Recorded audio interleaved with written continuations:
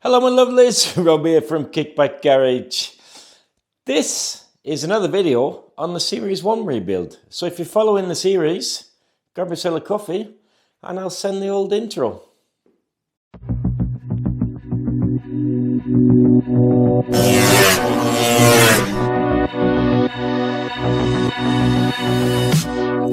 Messing around with these cameras, batteries going flat. Markerte det med regn, alle sprang I lag og ville komme under tak. Ingen av oss merket at du hadde falt I frak, hvorfor valgte du å dra? Hvem I faen kunne se den komme? Da høsten tok over, sa vi hadde bradlet oss sommer. Right, I was really hoping this weekend was going to be used getting the Series 1 actually fired up and on the road. But I've got a little bit of a problem, and that problem was that the parts that I ordered from Scooter Centre, they came to Norway, arrived in Norway on Tuesday, and now they're back at Scooter Centre. For some strange reason, the toll people have sent it back to Germany, so that's really annoying. But on a good note, something has turned up which I wasn't expecting. The SIP Speedo's turned up. I've also bought some other stuff as well there. Let's have a look what I've got. This came quite timely actually, so that does mean that this weekend is not completely ruined.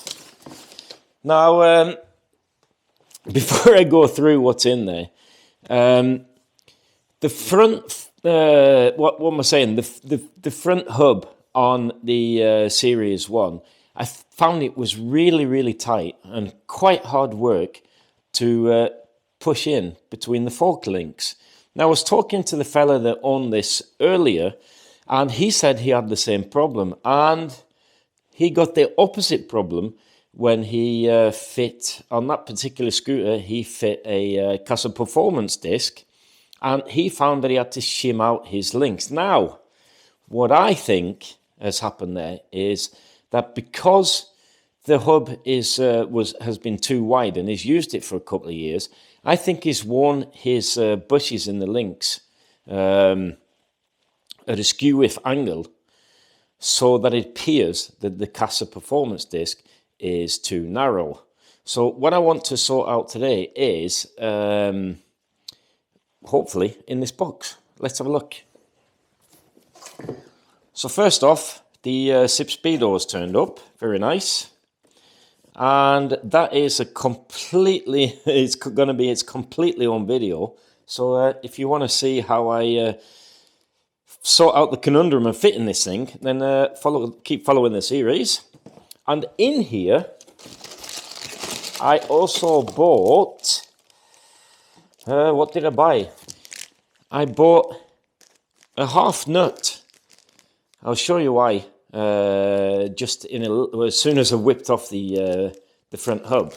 What else have I got here? I've got the SIP Trinians.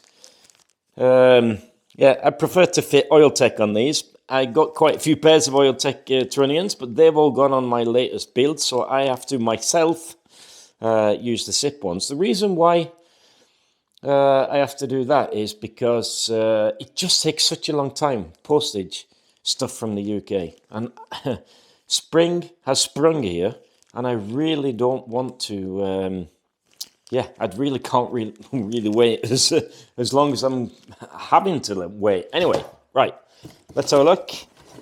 Yep, I bought some tank straps. These are the extra long ones. That means that I can fit the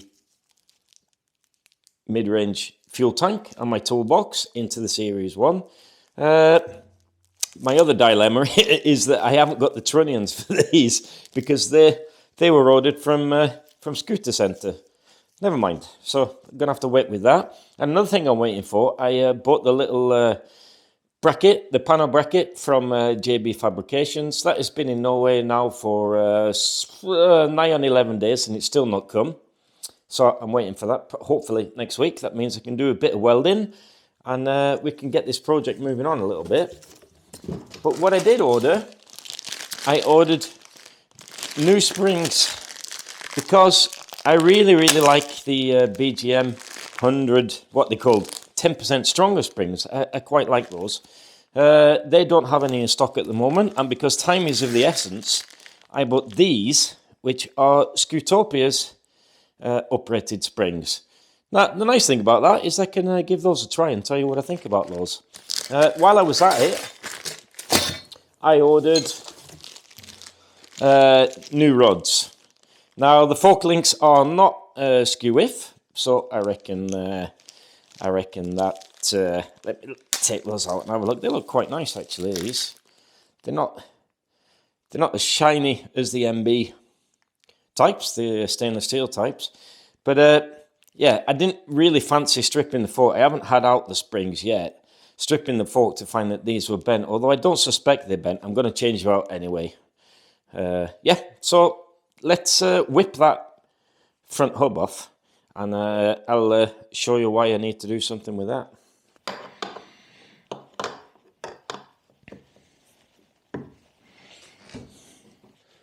So the big question is from you, obviously, is what did you buy from Scooter Centre that sort of stops me from getting the engine fit? Well, I'll tell you while I'm messing around with this. This is a classic case of multitasking. So if I start burbling, you know why. It's hard to screw and talk. That's my wife.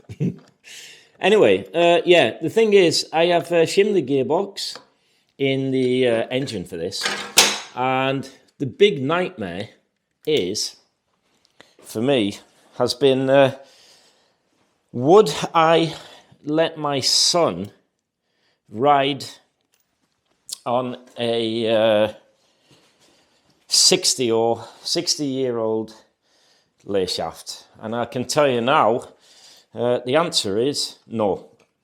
I just don't think my conscience is there at all.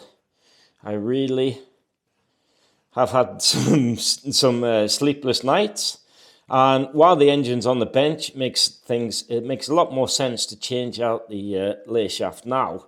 And there's a couple of little bits and bobs, like the trunnions, that I need to fit the fuel tank with. So, yeah, so that's what we're waiting for at the moment. I fired off an email to Scooter Centre, no reply yet, but I imagine they're going to let me, they're just going to send it up to me sharpish, hopefully, because it's only a month until we're going to the planned rally in Oslo. Let's see if I can get this out, and you'll see. Where are you? What am I doing with my camera? You have to look here. I'm working here at the moment. So I've just dropped down the bench, and I'm actually going to need a hammer to get this out because it was that tight. If I can do it, if I can get to it, that is, lad. Right, get up there, you bugger. Right, let's give it a bit of a thump. Yeah, as you can see, that's not normal, just so you know. So if you've got one of these and it's sitting this tight, that is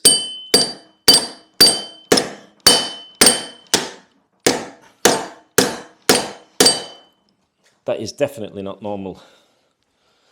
Oh dear. I'm going to have to whip off those shocks anyway, because I am going to fit new springs. There you go, get off there.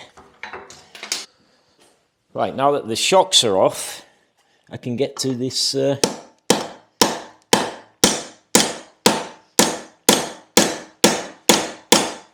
I said it was tight, it's blooming tight. I have to get that, I think.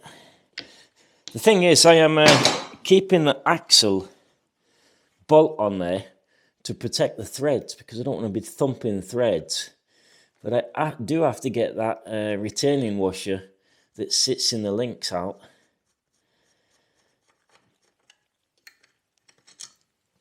Because that found its way back in there again.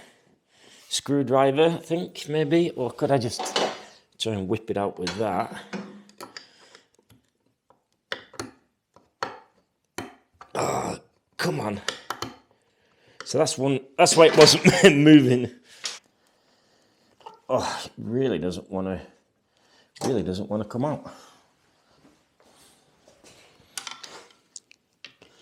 It's at a bit of an angle, you see. So that to me as well is a bit of a red flag. It's definitely sort of assuring me that there's something not quite right about this. For this. There we go. Oh, she's out. Right, so this is the nut I've just taken off. And this is the original nut. And as you can see, it's almost half the size. Let me give that a measure and have a look. So the nut that was on there is 10, and the original nut that was on the original hub is 7. So that's 3 millimeters wider, and that's going to give you loads of problems if it's supposed to sit tight. This one that I bought from SIP is 6 mil wider. So the nice thing about that is, what I think I'm going to do, I'm going to fit the original one, and if it's really, really tight, then I can fit the one that I bought from SIP there. And if it's really slack, I can use either or one of these and put a couple of washers in there. Now, even though that the links were like pressed out beyond belief, it was still sitting central in the wheel. So I might have to shim that once I fit the skinnier nut, but I don't think so. So what I'm going to have to do now is grab my trusty, what's it called? My trusty tool, fork spring compressor from K2 Customs, and whip out those springs and have a look how they look.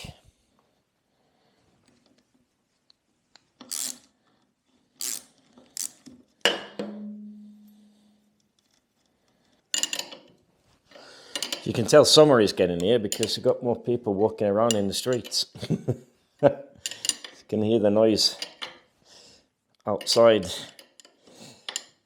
I was actually out on a 5-hour bike ride yesterday. It's important to look after the body. That's also good for the soul.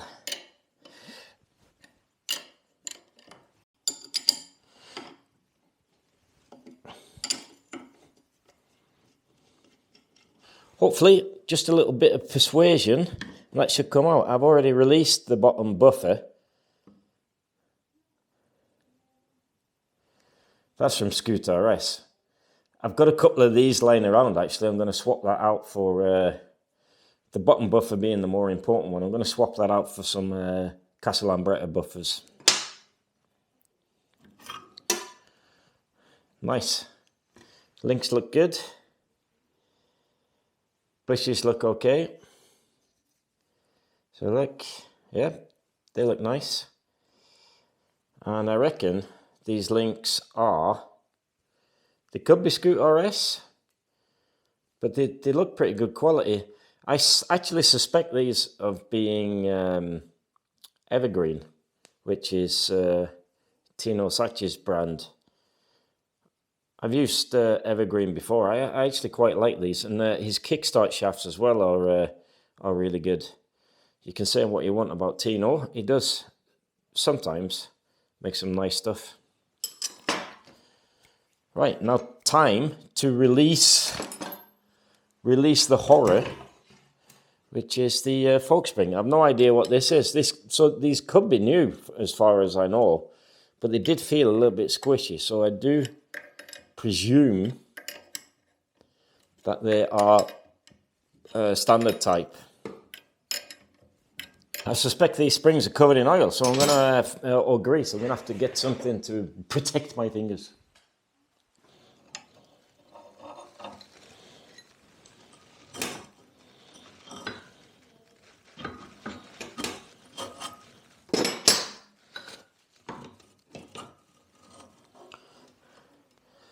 Yeah, the rods are definitely the original ones, but truthfully, they look pretty straight. But I'm gonna put in those Scootopia ones anyway, I think, just for peace of mind, if anything else.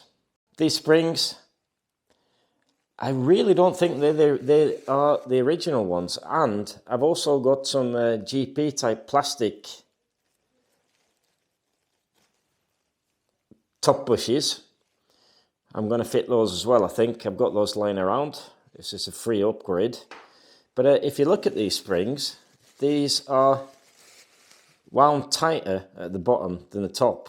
So these could be MB fork springs. And I actually don't like these progressive ones from MB because they're so tight at the bottom. You hardly get any movement out of that until you get to the top. And when I've measured the last pair of these I removed, I measured, and they were gone coil bound. They were shorter. So let's give them a bit of a measure against the Scootopia ones. And as I suspected, there's way too little grease on these, by the way. If you're going to fit these, put loads of grease on your springs. First off, they're bent, which is a bit odd, being that they haven't been used that much. I don't think these are a coil bound original one, to tell you the truth. They could be. But if we look at the Scootopia ones, and this is what, as suspected, I've seen this before on MB ones, they're actually 2 coils shorter, which does affect your ride height. Really, really odd, that is. That's not the first time I've seen that. So hopefully these Scootopia springs will be okay for my job, and I will certainly tell you how they were, because I see these are on the net all over the place. These first Scootopia item, I haven't bought them directly from Scootopia, but the problem with us foreigners is postage, the pound, all sorts of stuff means that we pay quite a lot more for these if I bought them directly from Scootopia, other than a shop in Europe. And that's quite odd, actually, because Norway, contrary to belief, is actually not in the European Union. Right, so let me get these greased up. We'll fit them in. I will do the same on the other side. Don't need to film that, obviously. So I can get my arse into gear, and then we'll have a look at that, the shimming of that hub. Right, my lovelies, that is the springs, rods, spring stops, and lower buffers replaced. Funny, that's quite odd, actually. I'm not sure you can see this, but the buffer on the right-hand side there, the first one I took out, it was a Scoot RS item.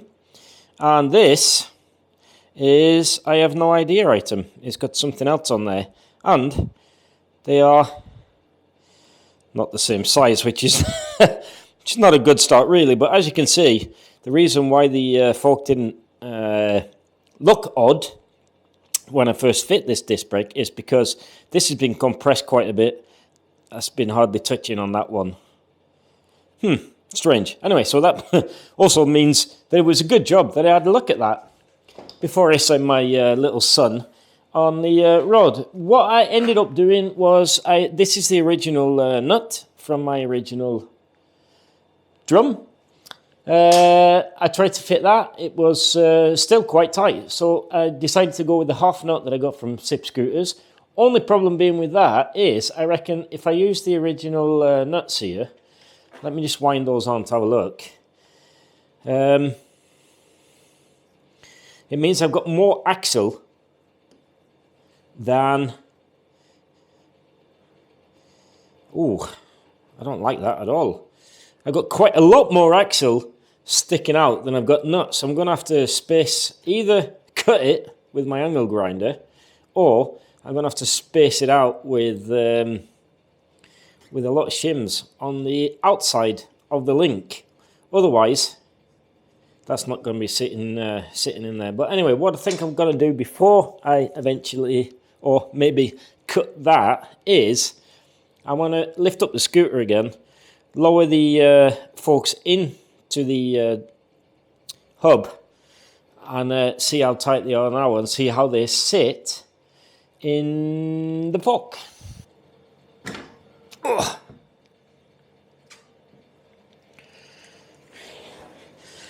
They popped in there all right, actually, and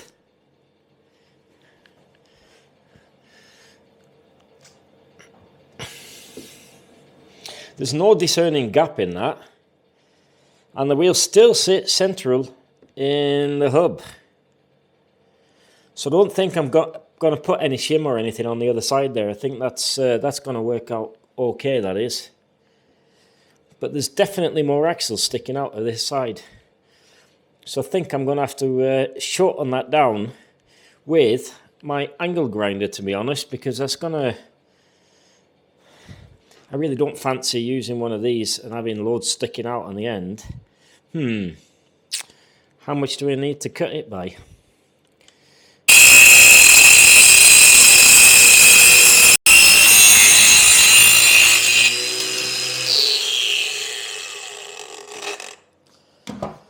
Right, let's have a bit of a measure.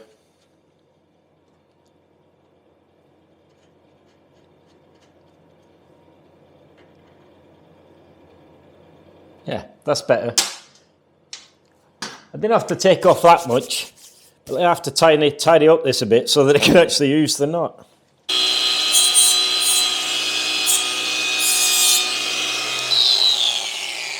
Just used flappy disc on there just to tidy up the edges. And that's the reason why I put the nut on there, so that sort of helps rearrange and deburr the bolt at the same time. Right, now that I've done all that, I can see that there is actually a washer's worth of space on the left-hand link. So what I think I'm going to do, jack up the scooter again, and I'm going to swap out the skinnier SIP half nut with the original one, because I think that's actually going to be pretty much perfect.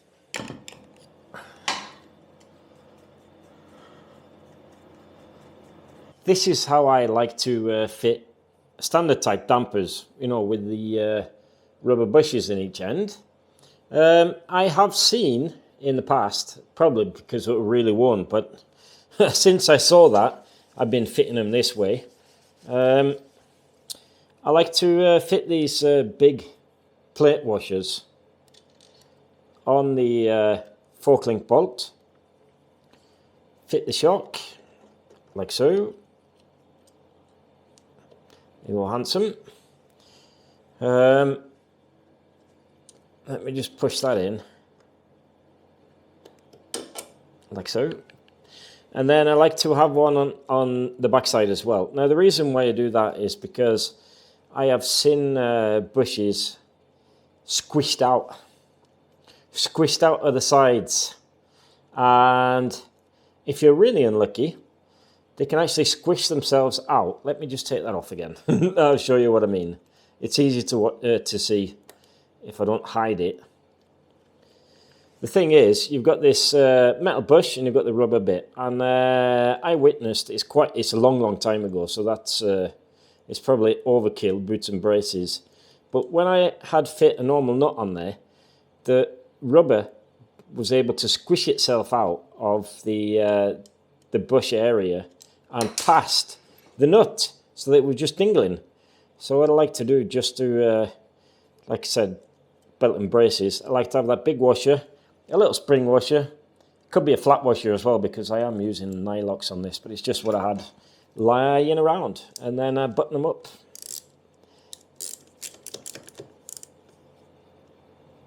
Just make sure that the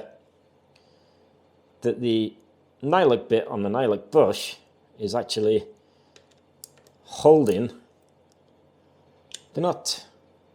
Perfect. Right, let me line up this fork so you can have a look. There you go. As you can see, I'm actually really pleased with that. The wheel is sitting central on the fork and it's sitting straight still. It was doing that earlier as well, funnily enough. And now I can go to bed with the good knowledge that I haven't got too much pressure on the left-hand link, which is your right-hand link. My left hand, your right hand. Yeah, So I reckon the lad who won this earlier, he should have a look at his fork link bushes. That'd be really interesting to hear if my theory was correct. But happy with that. That's a new disc on. Again. Another little job I need to do is I also ordered a new clutch wire from SIP. Never used these before, only used BGMs. Thought we'd have a look at that as well. Now, the reason why I wanted a new clutch wire is that the outer cable was really... I really don't know what it's been doing there, but it looked a right mess in the headset. And I don't have ODC, but I just thought to myself, while it's so much apart as it is now, I wanted to... there's like no point not sorting it out for a cheap part. Let's have a look at the cable itself, and I want to show you how I fasten my cables, because out there in Lambretta land, it has come to my attention that many people they just make life really hard for themselves when it comes to fitting cables. So let me put this cable in. Let's have a look at it first off. Unravel yourself, my little lad. Yeah, it's a nice, strong, fat steel cable. The outers look nice. They're a bit more silver than grey, so not quite like the original ones. But these are Teflon coated, so you don't have to grease them up. Quite stiff, really, which is a good thing. Stiff outers. Sorry, stiff outers. Mean that if they're not going to compress, so that you get a nice clutch feel, lever feel.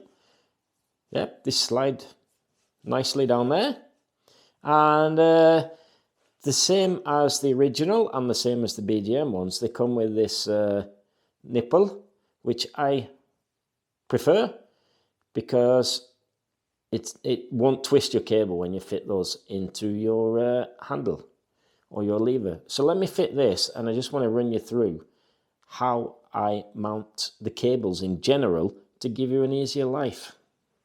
Right, so the thing is if in future dates you need to change your cables, if you just fasten it by the use of this strap at the bottom here, don't worry, they're not going to go anywhere. Once you've put them on the engine side and in your handlebar, they're actually not going to go anywhere. What that does mean, though, is that once you've loosened this strap, which you can get to without taking off your mudguard, then you can actually feed brand new cables through the scooter without actually having to take off any bodywork. And that means this could be a roadside repair. Now, this is the strap, or this is the cable I took off. As you can see, I'm not sure what's been going on there. It's been struggling to get it through the headset, I reckon, or something. But yeah, I just thought to myself, there's no point not swapping it out while I'm messing around with this.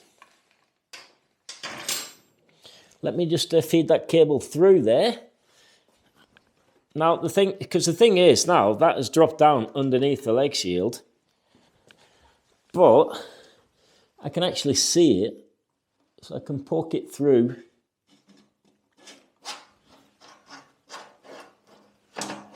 Where is it? It's there. Come on, you little bugger. Poke it through first. Poke through the wire first. Right. Let's get it through there.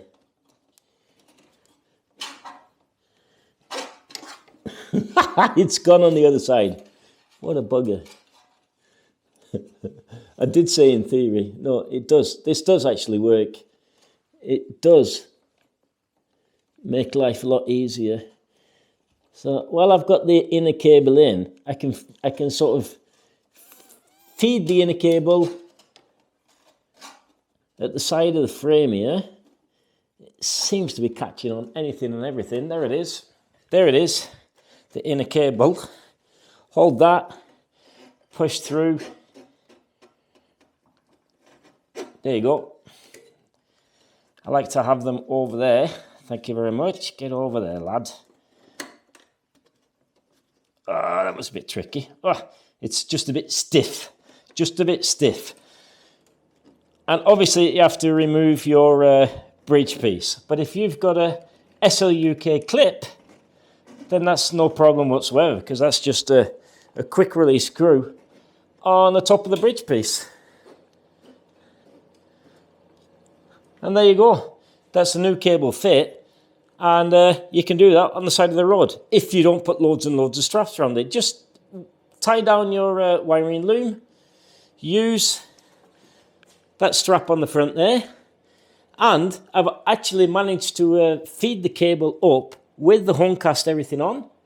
And I put the inner cable through the headset. And then I just push it into place, the cable, under here. And if it's a stiff enough cable like this SIP one or the BGM ones, they are also quite stiff, then it should be really, really easy to do. Top tip there from Uncle Rob this afternoon. That's about all I had time for this evening, and I haven't really got much more to do on the Series 1.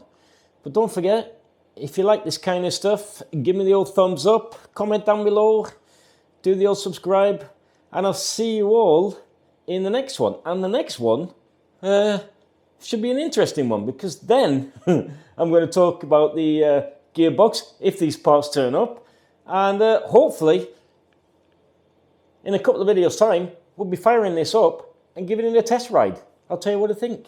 Okay, lovesies, I'll see ya. Ta-ra.